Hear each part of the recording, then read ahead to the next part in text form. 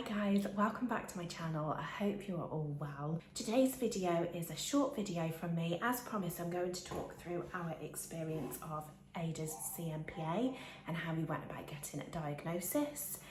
It was a battle, to say the least, and it actually took me to see someone else's video of their child that had gone through exactly the same thing for me to realise something's not right and something needs to happen. So I'm going to share my experience with you guys in the hope that it might be able to help you if you're going through the same thing. So CMPA is a cow's milk protein allergy. There are so many different symptoms of CMPA, ranging from gastro symptoms such as diarrhea, blood in poo, mucousy poo, green poos, excuse Ada on her monitor, right through to being uncomfortable, reflux, colic, not wanting to feed, skin issues such as dry skin, eczema, hives. There are so many different symptoms, which does make it very, very difficult to diagnose. So in our experience, we were told that Ada didn't have CMPA because she didn't have the classic symptoms, which were green poos that were mucousy or stringy. Because she didn't have that, we were told that it wasn't CMPA and it was more likely to be an issue with wind, reflux or colic. We have actually been on a dairy-free milk now for several months. The difference we have seen in Ada is incredible. It has made so much of a difference. So like I say, I'm really hoping that by sharing my experience with you guys that it may just help you. So a little bit of background information about Ada. She was born via a planned C-section, so she did struggle with mucus when she was born. It is very common for C-section babies to struggle with that. So in the very first few days of her life, we tried breastfeeding and bottle feeding. She was struggling a bit with breastfeeding because of the mucus, but we persisted. But actually what we found was in the end, she was much more happy with a bottle. She'd have a good feed, she'd be able to settle. So I decided that I was going to express and bottle feed. I look back now and I think, oh my God, that was so much work. At the time I didn't feel it was. I was just doing what I needed for my baby. But kudos to any mothers going out there and doing the same thing, because that is a hell of a lot of work. So well done you. We actually noticed that Ada was visibly uncomfortable very early on. I'd say probably within the first week. I remember mentioning it to our midwife at our 10-day check. She was very visibly uncomfortable. When she was feeding, it was almost like she wanted to pull away from the bottle. We struggled to get her wind up. She was struggling with reflux. If we put her down, she was visibly uncomfortable. She'd always pull her knees up to her stomach. She'd be thrashing around in bed. She'd be grunting and groaning. And she just seemed really uncomfortable. She wasn't getting much sleep, which in turn meant that I wasn't getting much sleep, which in turn then meant Matt wasn't getting much sleep. He would get up and do the night feeds and I would express at the same time. So it was all a bit chaotic. When I mentioned it to the midwife, she mentioned trying like Infocol, Colleaf drops. They recommended pace feeding, so feeding her a bit, stopping, giving her a really good wind, and then keeping it upright for a minimum of 30 minutes after feeding, which again is no mean feat. That's hard work. Especially with a newborn that's feeding every couple of hours. By the time you've pace fed them, winded them, sat them upright for half an hour, expressed, you're pretty much ready to do it all again. So that was hard work. So we went away and did all of these things. We tried Infocol, we really struggled to get that in her. Colleaf seemed to make her much more miserable. We did settle on Dentanox. That was the cheapest. It was like £2.80 I think for a bottle. It was really easy to get it in her because you put it in her milk, and definitely seemed to help with the reflux side of things. But over the next few weeks, we really struggled. There was no improvement. She was still really uncomfortable. Neither of us were sleeping. And it was quite hard lying there knowing that your baby's uncomfortable and you don't really know what to do about it. So over the next few weeks, we tried a variation of different things. We tried all the things the midwives recommended. We were pace feeding, keeping her upright, etc. And we weren't seeing any improvement. And I kind of turned to my Instagram followers and asked if anybody else had the same thing. And it was actually mentioned to me, are you sure Ada doesn't have CMPA? So I did mention it to our midwife, and she was like, no, she's not really showing the classic symptoms, which are mucousy, stringy, green poo. So I would say it's a no. It's more likely to be a wind or reflux issue. If you're worried, speak to your doctor when you have your 6-week check. So on the run up to our 6-week check, I did everything I could to make sure that I was really prepared. I took videos of Ada being really uncomfortable at night so they could physically see what she was doing. And actually on the run up to our appointment, she actually started to come out in like really dry skin all over her face. She had big patches of spots all up her cheeks. So in a way I was kind of glad that the doctors could see it like that. But when we went to our 6-week doctor appointment, bear in mind I'm a first-time mum, I'm going to put my trust in the doctors that I'm seeing. She actually told us that that's one of the things that they check for at the 6-week appointment, and they call it pizza face. It's a good sign, it's absolutely normal, it's very, very common. You have nothing to worry about, basically. I'm not saying she was wrong, but I am yet to meet another mother that says that that is normal. He also showed her the videos of Ada being so uncomfortable.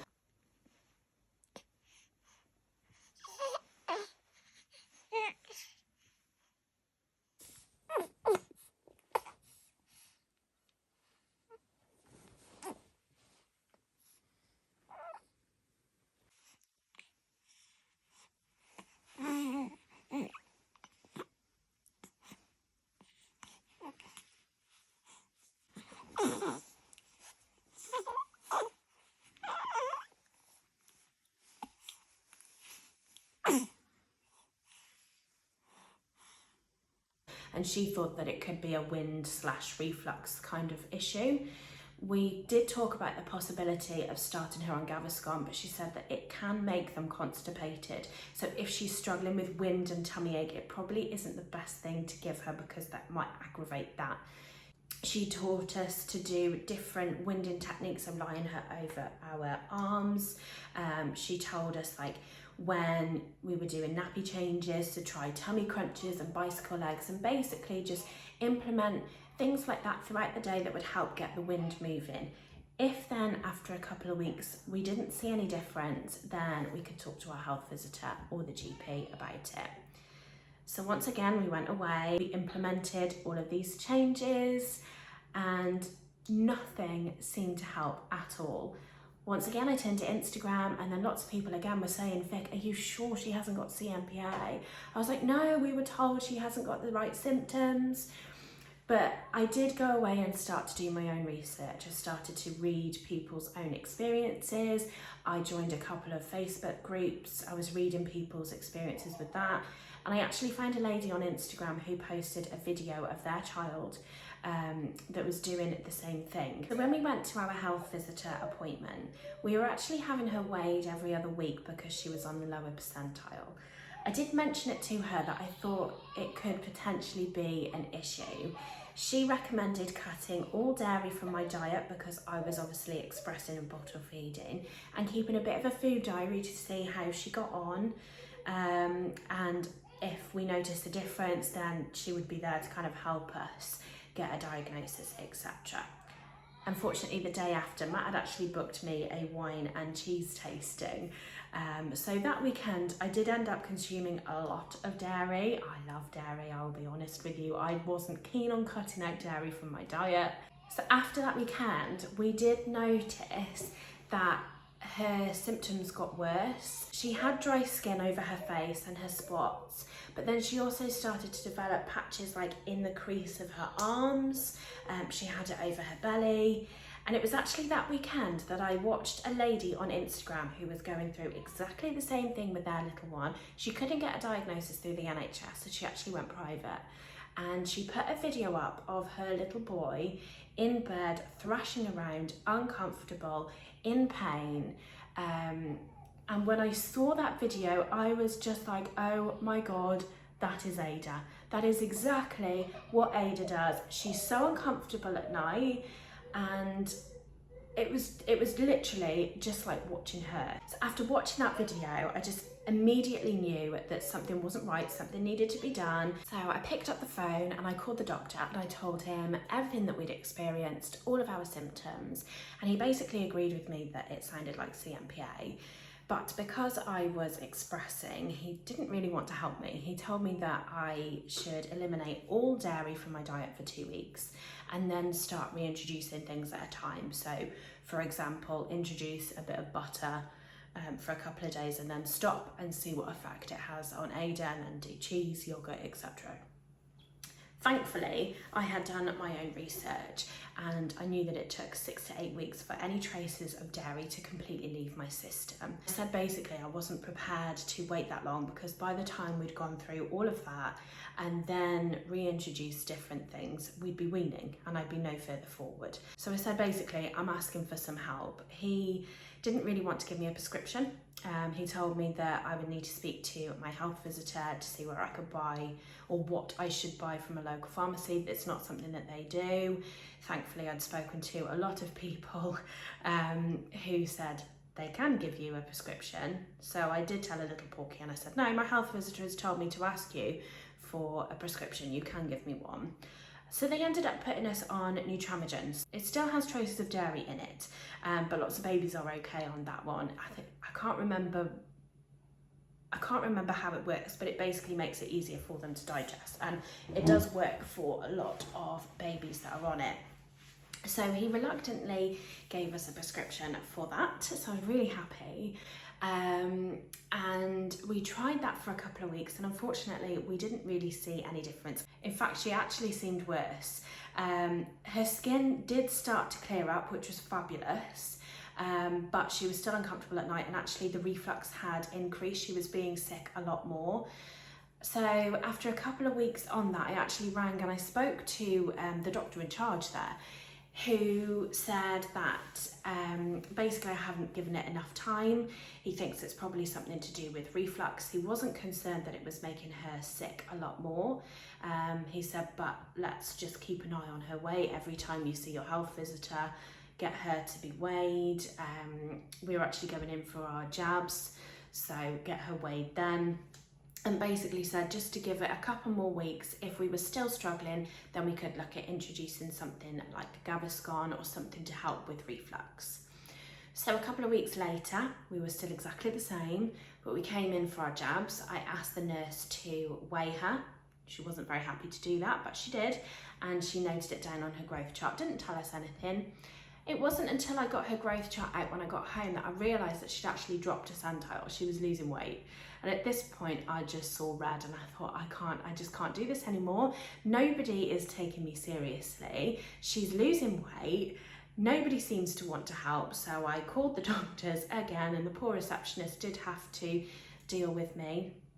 She booked me in with a really lovely locum doctor. Obviously, being a locum, she's not affiliated with the practice in any way. Sorry, somebody decided that they actually don't want to sleep, so we're trying a bottle instead because we've had all of 5 minutes sleep. So where was I? Yes, so the lady I spoke to, the doctor, she was just amazing. So I told her everything that had been going on, all of the symptoms, the fact that she was losing weight, and I just said, I just want somebody to listen to me. I said, I might be a first-time mum, but I know when my baby's not okay. She basically said, tell me what you want and consider it done. So thankfully I've been doing my own research, and I found lots of people said that if the Nutramigen milk didn't work, they went on to either Neocate or Alphamino, and I said I just want to try something like that. I can't have her losing weight. So she put us on a prescription of Neocate. She wanted her weighed weekly, and she wanted to see her before she left the practice in a couple of weeks later. And I'm so thankful that I put my foot down and told the doctors what I wanted, because the changes in Ada were astronomical. We saw a difference pretty much straight away in terms of her skin completely cleared up. Within a few days, she didn't seem as uncomfortable when feeding. It took a full 6 to 8 weeks, I would say, for her to really for us to really see the benefits. But she's no longer uncomfortable when she's feeding. she'll sleep through the night without tossing and turning or being really uncomfortable. She still sometimes gets up for a feed. So obviously now we have the milk ladder to climb. I have done a few weaning videos so far. We're going to attempt the milk ladder when she gets to 9 months, which is the earliest that they recommend trying it. So we'll see how we go, and I'm pretty sure we're going to give it a first go then.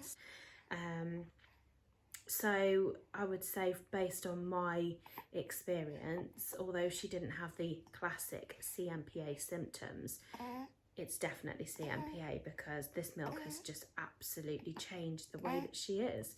If you are going through the same, I am more than happy to talk to anybody about my experience. Feel free to drop a comment below. Feel free to drop me a DM on Instagram. I am more than happy to talk to you about our experience in a bit more detail, the symptoms, etc. Like I say, I'm not pretending to be a professional. I'm just purely sharing my experience, but I'm so pleased that somebody actually finally listened to. So thank you once again for watching. I completely understand that this video isn't for everybody, but I just wanted to share my experience in the hope that it might help somebody else, and if it does, then amazing. Our next video, we're actually got a little day out this weekend, so we are going on our annual blackberry picking trip. There's a lovely little green down the road where there's loads and loads of blackberries, so I'm going to go and pick some of those, take Ada for the first time. The last time she was in my belly. So we're going to go do that, do a bit of baking, have a little mooch around the house, so I thought it'd be nice to spend together. So I will look forward to seeing you then. As always, I would really love it if you could hit the subscribe button on my channel, and that way you can be kept up to date with my latest videos. I'm off to feed this one and hopefully try and get her to sleep, because she's had 5 minutes sleep in the last few hours. It's wonderful. Have a good one, guys. I'll see you soon.